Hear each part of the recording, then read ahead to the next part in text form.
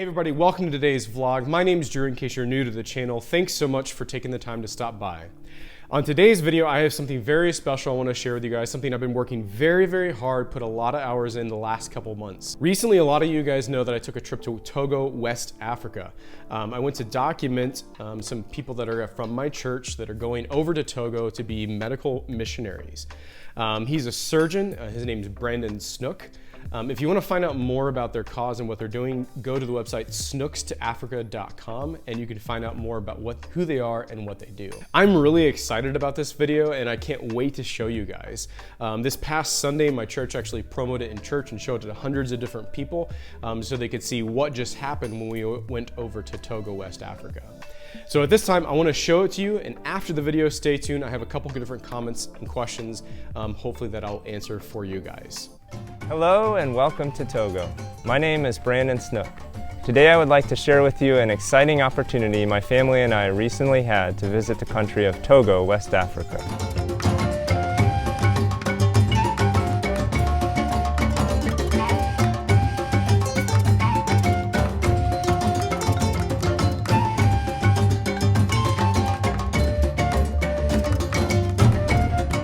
This trip was a chance for us to see the country of Togo with our own eyes. We were able to see God work greatly in our hearts as well as the lives of the people around us.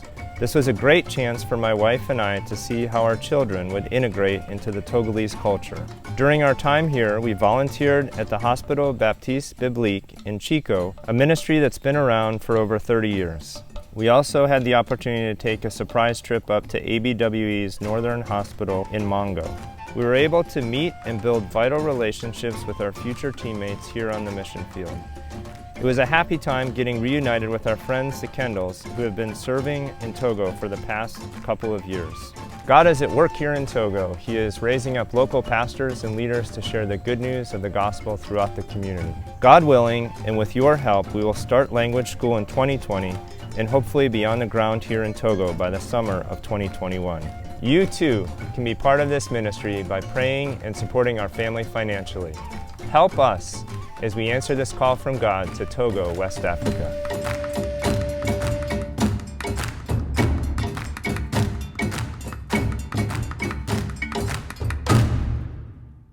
So that's it. What did you think? Like I said, it was a lot of fun making this project, and I just want to share with all of you a few key takeaways that I had in making this entire video. Part of this channel is really to try to help you guys learn, to help you guys create, and to help you guys share. So I want to share a few learns with you guys at this time. So the first thing I want to share with you guys that I learned from making this video is to capture whatever interview, footage, story, that's the talking head that you're going to film at the very front of the trip. So that way the whole rest of the trip you have to actually fill in the gaps with B-roll and coverage footage so that it's not just somebody talking to the camera the entire time. That's what I did with this specific video with Brandon. You know, I landed in Togo around Monday and I started filming the very next day, very first thing in the morning. We got all of the talking head shots from Brandon done so he could get the message that he wanted out there to his entire audience. And then literally the rest of the week, I used that based talking head video from my mind's reference to actually fill in different gaps with footage that he was talking about while he was actually talking during the interview. Now, lesson number 2 I want to share with you guys is around this interview process. So Brandon wouldn't mind me sharing this with you guys, so it's not like I'm throwing him under the bus. Brandon is not the best person on camera, like a lot of people in the world. So some people can just get in front of a camera, not myself included, and they can just go. So they sit in front of a lens and just all these thoughts come to their brain and they can convey it in a nice charismatic fashion in front of the camera. They have good vocal tonation, they have good body language, and they just speak and it sounds like amazing, and thousands and even maybe millions of people tune into their channel. That's not really me. I can't really riff very quickly, and I can't really get in front of a camera unless I have a plan and thought out process about what I'm gonna shoot when I'm in front of the camera. Brandon was the same way. So what I did was, knowing this about Brandon, I actually came up with a script for him. So I asked him up front, we sat down and said, hey, you've been here in Togo now 3 weeks. just share with me some highlights that you guys have on the trip. And we came up with a list of about 7 different things that he really wanted to convey that was a really awesome thing that had happened while they were in Togo. So we documented those things, wrote them down in a bullet point form, and then I came up with a rough script that he could actually say in front of a camera and recite back. Now, you say recite back, he didn't memorize this entire script. He did, but he didn't, so I'll explain. Brandon read the entire script from start to finish, but I told him, I said, hey, I gotta have you at least look at the camera at some point when you're talking. So what I did was I had him say the first sentence or paragraph and memorize it completely, and so he could say it right in front of the camera.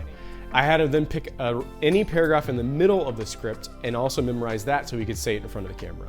And then the very end of the video, if you notice, he's again talking right, and he's looking right down the lens of the camera, and that also he memorized. That worked really good, but literally the rest of the time when you're seeing B-roll come through the actual movie, he is looking down at a script and reading it word for word as best as he emotionally can, so it can still be a compelling message. That worked really well for us.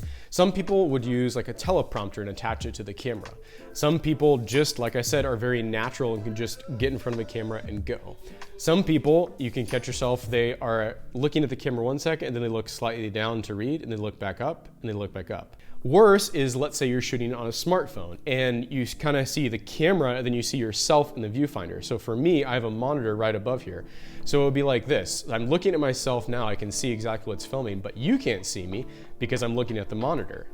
Don't do that. Just take the time, slow down, get your subject or whoever you're interviewing to look straight into the lens of the camera, and that can tell the most compelling message. Lesson number 3 is picking the appropriate audio for the music. I wanted appropriate audio that would get people ushered into the culture of Togo as soon as they heard the first beat of the music drop. Luckily, I have a great site that I use for this. It's called Epidemic Sound. I've been subscribing to them for months, and I love getting all my music from them, and they have a vast array of different kinds of genres of music. Go check them out. You might find something you like as well. The last thing I want to share with you guys, which is number 4, is this. Know the final delivery format and plan accordingly. What do I mean by that? The main goal for this specific video is to present their entire missionary journey, their entire ministry in front of a church audience in the middle of a service. So what do I mean by that? There are a lot of different churches and there are a lot of different audiences across the world, and you might disagree with me on this, and that's okay. But for our particular church, I know specifically that they literally like to keep everything from 90 seconds at the most 2 minutes for any kind of video that's going to be shown on Sunday morning. Why? To be honest, otherwise people are just going to tune it out. They don't care. No matter how compelling of a message it is, no matter how upbeat the music is, no matter how awesome and stunning the visuals is, after about 90 seconds to 2 minutes, people start tuning it out and the message gets lost.